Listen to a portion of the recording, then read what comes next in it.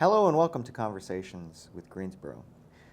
On this program, we're going to be talking about a fundraising concert that is going to be supporting an organization called Valley Strong Disaster Relief.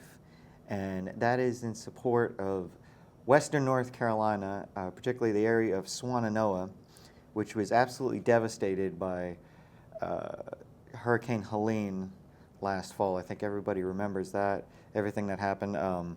We went down there recently and got to see those wonderful, wonderful folks that are doing such strong work over there and helping out the folks that barely had roads and groceries and all these things, that basic needs of life that we take for granted. Anyway, on my program today is Ms. Peg Parham. This is your second time on the program. Yes. We welcome you back to talk about this wonderful thing that you're doing. Tell us about Heartstrings for Swannanoa. That's the name we made up for the concert because everything about Hurricane Helene and the devastation that she left behind pulls at the heartstrings. It's a concert with a lineup of about 10 bands and musicians, and it's going to be on Sunday, March 30th. Starting at 2 o'clock, and we think it'll go till about 8:30-ish, something like that, to get them all in. We'll have 2 different rooms of music going at the same time, or sort of trading off. So we're setting up for one stage while the other one's performing, back and forth. And so we are hoping that the whole community will turn out to support Western North Carolina, and that we can send a whole lot of money to them to recover, because we chose that particular charity, Valley Strong Disaster Relief, because it's a really grassroots organization, and it's just the people who live there who, after the hurricane, went, oh boy, we got to do something.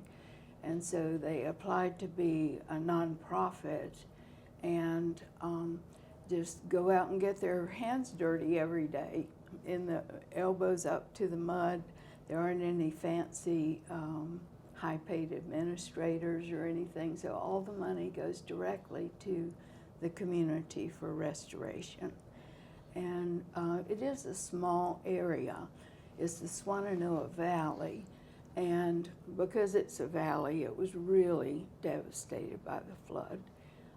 But because they're small and have a low population, they haven't received the disaster funding that some of the larger areas have received. So that's why we chose them. Yeah, I think the area around the Biltmore was going to get some of the attention. Yes. That's the impression that I got. Yes, and of course there's a lot of tourism there Right. and stuff. But Swannanoa is a community that's sort of associated with music in North Carolina, because there's the Swannanoa Gathering and various things that happen around there. That's a big fest, the Swannanoa Gathering. Mm-hmm. It's a great thing. It's a lot of workshops. They'll have like guitar week and fiddle week and dance week, and so it's a great thing. Oh, that's awesome. Yeah, we went out there, and just what a spirit that those folks had. I mean, what you saw in that program, we'll maybe add a link to it, but what you saw. Great program, by the Yeah, way. thank you. That was just, that kind of, they put it together, really. They kind of told me the story. All I did was just piece it together in editing, you know. But yeah, that was just amazing to feel that, you know, that energy, that, especially what they said, one fellow said, he said, when, you know, people come through that door, it doesn't matter who they were, it doesn't matter, you know, Republican, Democrat, all the junk you see today that's so divisive. He's like, everybody just came to help. Yes. He said nothing really mattered. Like, people just came to help. They either came to drop stuff off, or they were picking stuff up and delivering it to other people in the area. You know, and a lot of people, there were bridges and roads that were shut down, and just all these little things you just wouldn't think of that we're able to do on a daily basis in this modern society that we have. Yes, in that area, people were stranded for weeks, could not because the bridges and roads were washed out, they couldn't get anywhere to get supplies. So some of it had to be airdropped, and some of it by ATVs and vehicles that could maybe get up to where they were. But there were a lot of people who had no water and food and various things for weeks because it was so inaccessible. Yeah, that's one of the difficult things about these types of tragedies, just things we don't think about. Okay, so Heartstrings, tell me about some of the performers that are coming. I see Laurelyn Dawsett, Sam Frazier in the Side Effects. We've had Laurelyn on. We just had Sam Frazier on here recently. What a fantastic group of people that is. Yeah, tell me about some of these bands. I know you are big into music and planning a lot of these things. Tell me about some of these groups we got coming. Well, another state treasure kind of musician is Lightning Wells. And he lives in the eastern part of the state in a real tiny area. And he is just a real treasure. He is very well respected for his music, and he plays slide guitar and ukulele and just a range of instruments, but he is just an expert on all kinds of music. He's done some projects that were released in Germany and put together with history booklets and stuff in the CDs that were about North Carolina rock bands in the 50s. And so he has a vast knowledge. He plays old-time string type music, hokum, and like 1920s music. And he can really hold an audience, has a pretty big draw because you don't get to see him very often. But fortunately, we're buddies, so he agreed to come and do this, even though it's a couple hours from his home. And so we're fortunate to have Lightning. And we have Martha Bassett, who's out of Winston-Salem, and she has a syndicated, it's a live radio show in Elkin, and has done very well with that, and it's on NPR and some other stations. And but so Martha has a lot of different kinds of bands because she's really a musician, a studied musician like we were talking about, so she can do any style of music.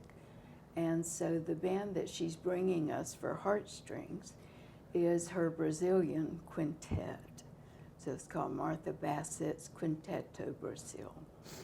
And they are great. I've had them in one of my series to appear. And they're good energy, really wonderful music. And it's a little bit different, but people will come out to see. All of these names are ones that were chosen because they have a draw and they have a following. And we want to get as many people coming out as we can to try to raise as much money as we can at this event. And your goal is $10,000. That's our goal, and I hope we make it. I hope we make 3 times that much for Western North Carolina. All of the musicians, all of the staff like me and Scott Walker in the mountains, and everybody that's working on it is doing it for free. So we, the expenses are really low. The venue's letting us have it there for free. And that enables us to give all the money we would have had to spend on production to the charity. So we're excited about that. That's awesome. Tell us about the venue. This is a big deal. It's a new venue, and it's been open maybe a month or 2 now. It's called the Back Table, and a lot of people haven't heard of it yet. But it's in the same building with the Continental Club, which has been open for a couple of years, so people kind of have heard of that space. And it's an L-shaped building, and the Continental Club's in one wing, and the back table is the whole other wing. So it's kind of an unusual setup. The back table is a coffee house, or a coffee shop, and it's they do all the fancy handcrafted coffees and regular coffee, but it's 3 rooms, 3 pretty big rooms. So the coffee shop is in one, and it has room to sit at the bar and sit around the room, and then it opens into another room, which is the room I'm going to use later for the Burrow Sessions concerts. It can seat 100 people in that room, so it's a good-sized room, has good acoustics, and I've had my sound guys out there checking it out, and they're going, all right, this is good. Already some musicians are playing there, but then it opens into another room, which is a little bit smaller than the big room, but it's still a good-sized room. So we're going to alternate the music between those 2 rooms, and of course everybody can go get coffee. They also have beer, wine, and spirits. So they have the makings for a good time, and people like that. And so we were happy that they're open and that we could do it at their venue. We started to do this concert in the fall, not too long after the hurricane, but there were dozens of benefit concerts at that time, and the musicians were getting, And you were just needed a break. and you would just compete with. I mean, there's only so much money. The people that are going to give, you're going to only tap into that Yes, well and the so far. musicians can only play for free so many Yeah. times, or once Sure. a year or something. And so we postponed it. We also were having trouble finding a venue. Mm-hmm. But I knew that this venue would be opening soon, and had already talked with them about doing concerts there. So I knew they would be open to this idea, and they've been very helpful. Mm-hmm. The back table. It is located at 816 South Elm Street. And if people maybe haven't been to that area, but it's just right across Gate City Boulevard from all the other South Elm Street things that we know about. Mellow Mushroom, Jake's Diner, all of those places are just across Gate City Boulevard from it. Mm-hmm. And a lot of people, when I say it's in that old flour mill mm-hmm. building, they say, oh yes, I know that building. Mm-hmm. It's been sitting there empty a lot of years, but Eric Robert bought it, and he's developed it into a really nice entertainment center, I would say. I'm guessing it's got to be at least 100 years old. I'm sure Robert knows all the information. I'm sure he does, and you should talk to him someday. Yeah, I want to have him on. There are 3 or 4 huge silos there mm-hmm. for grain. Of course, it's not a flour mill anymore, but he left the silos, and it's really a charming building, nostalgic yeah. and interesting. Yeah. So it's not at all a cookie-cutter building. It's got a lot of character. Yeah.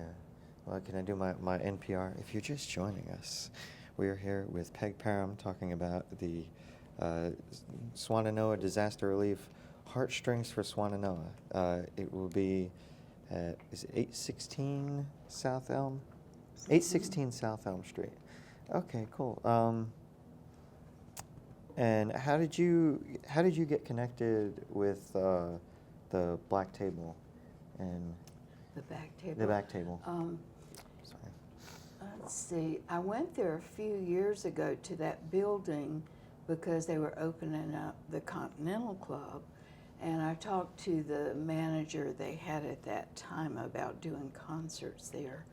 But at that time, their structure was prohibitive, was not very concert friendly, and so it took a few years for them to figure out the best way for things to work there. And the Continental Club's going pretty strong with Eric Robert at the helm of that, and he does a lot of live streams from the concerts there, and he has a jazz night and this and that. So it's really that part is really a beautiful area. and they've just renovated the back table part. So as soon as I realized it was there, and I think somebody told me that Eric Robert wanted me to get in touch with him, so I did. And we talked about concerts and what was getting ready to happen in that part of the building, and he showed me some outside space where he maybe would like to have some outside festivals, and it really is an inviting space.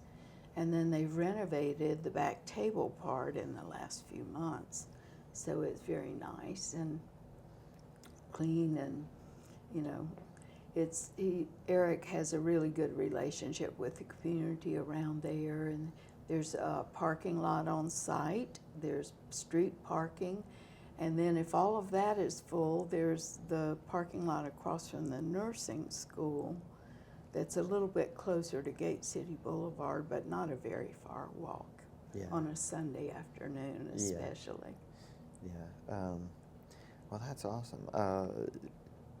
Tell us about, this is amazing. Tell us about the way people can donate. You got all kinds of ways people with, you could bring cash, I'm sure, but there's all kinds of technology nowadays where people can take care of these things. Yes.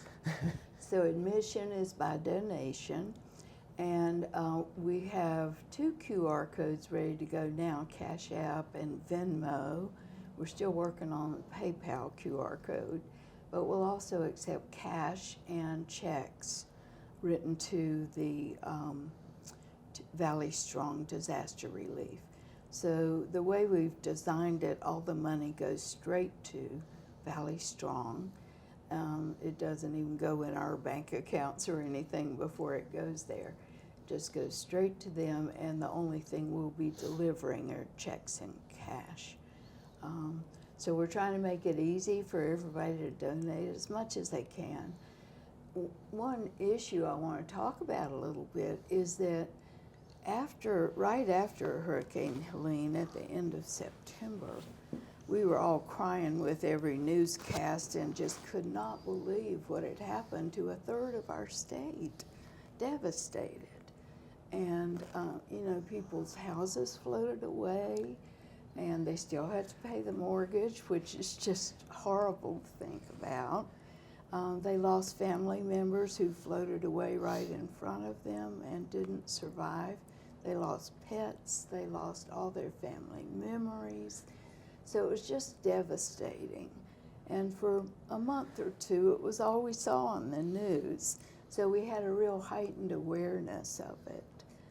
But it's been a few months now, and people have kind of forgotten about Western North Carolina.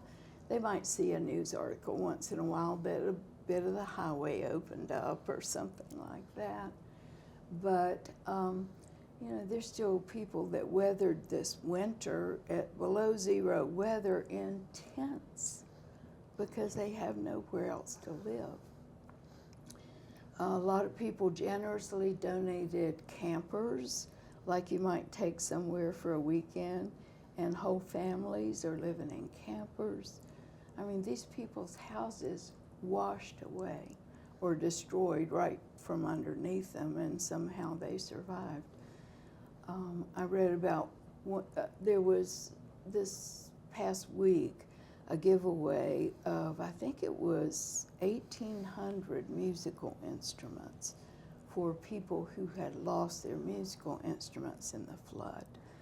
And there was a story about one woman that they gave her a Martin guitar. She floated down the flood on her guitar case. And of course, any musician with a guitar, that's their best friend, and their soul's invested in it. It's their special partner in music, and so it's a real emotional thing to lose your instruments. So that was a wonderful thing that just happened, and our own Christy Jackson has an organization where she gives musicians money when there's a disaster. Is it Triad Musicians Matter? Yes, Triad Musicians Matter. And she partnered with SE Systems to give quite a few guitars to I think it's called Restringing Appalachia. So she participated in that, and this was some other organization that just did this giveaway. But people are doing wonderful things, and yet the needs are so great. We think it's probably going to be a decade before these communities can bounce back in any kind of reasonable living fashion. And of course, the debts are huge for individuals, and it's just heart-wrenching. Everything about it is unbelievable. Mm-hmm. They told me somebody maxed out a credit card and bought like trailers and stuff, and like RVs Some or whatever. donor. Yeah, he just maxed out his credit card and said, "Here you go." Mm-hmm. That's crazy.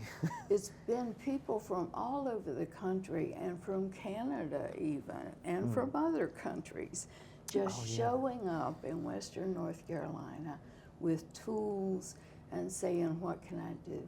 And staying a week, and then somebody comes to replace them. Churches are sending people to help, and there was one group that actually built back a bridge, I think, or a highway or something, and got it done. I think the transportation agency in North Carolina said it would take a couple of years, and they built it in a month. And we hope it holds up, but it was, there was a coal miners group from West Virginia. Yeah. So it's just been remarkable, the outpouring of help, but it is still not enough. Yeah. So we got to keep raising money for them. And when we're all sitting in our nice warm homes, we need to remember they're sitting in tents at below zero level. Mm-hmm. And there's some Amish that came down, and Yes. they built some like tiny homes in that area, right around where the Walkers had where we drove through. I saw some of the homes that they were building. Mm-hmm. So. The organization is shifting from the emergency supply focus that they've had since September, providing water and food and diapers and necessities. They are shifting over to using the money donations to buy building supplies, because they have lots of volunteer builders, but they still have to buy the supplies. So they have kind of indicated that whatever money we're able to raise for them will go to building supplies. If you're just joining us, we're talking about Heartstrings for Swannanoa. Sunday, March 30th, is concert at the back table, 816 South Elm Street, the big L-shaped building. Be there, be square. Okay. So what got you into music and doing concerts and venues and all this stuff? I think I told you this once, but when I was about 12, the neighborhood kids and I would put together shows, and I would go around to the neighbors and sell tickets to them to come to the show, all handwritten tickets, for probably a quarter or 50 cents. And then we would put a curtain across the carport at a friend's house and put on the show, and I'm sure they were terrible shows. I would play my guitar and sing, and I think we had one other kid in the neighborhood that had a guitar, and we'd tell jokes and do skits and all kinds of silly things, but the neighbors would come. And so it's the same concept to produce concerts, that you sell tickets, you get people excited about coming, and then you have a wonderful experience together, because every live concert is a different experience and a delightful one. Yeah, so tell me about, what does it take to put, can we peel back the curtain and, Sure. and look at Oz for a little bit? What does it take to put something like this on? There's a lot of little details that you do I don't think people will see or understand. It takes a lot of effort, and it takes a good volunteer team. And of course, This whole idea started because Scott Walker, who lives in the mountains of North Carolina, and he used to live in Greensboro, and he's an Irish musician. He moved up to the mountains. He called me and said, we need to do a fundraiser, and I think it'll do better in Greensboro than it will in the mountains where nobody has any money anymore. And will you help me? And I said, sure. And that was in the fall when we were trying to put it together for the fall. But so Scott is being the liaison with the mountains and with Valley Strong nonprofit. And he's handling a lot of things, like we've had Valley Strong to set up the QR codes for Cash App and for Venmo, and these are little kind of details, but they have to be in place for everything to work smoothly. I've got a team of volunteers working on what do you call it, silent auction for that will be going on during the concert, and we get donated items or services or restaurant certificates or just anything like that that someone would purchase. We get that donated, and that involves a lot of work going around to places and asking if they're willing to donate something. And then there are details like setting up a Facebook page for this event, setting up a Facebook event, sending out emails, getting posters designed. We're very lucky to have Tom Woods on our team. He's a graphic designer. And so he's put together our save the date notice and this poster that I've given you here. And you know, so you've got to, it's like a wheel with people out in every direction working on various things, calling me back saying, it's finished, I'm sending it to you right now.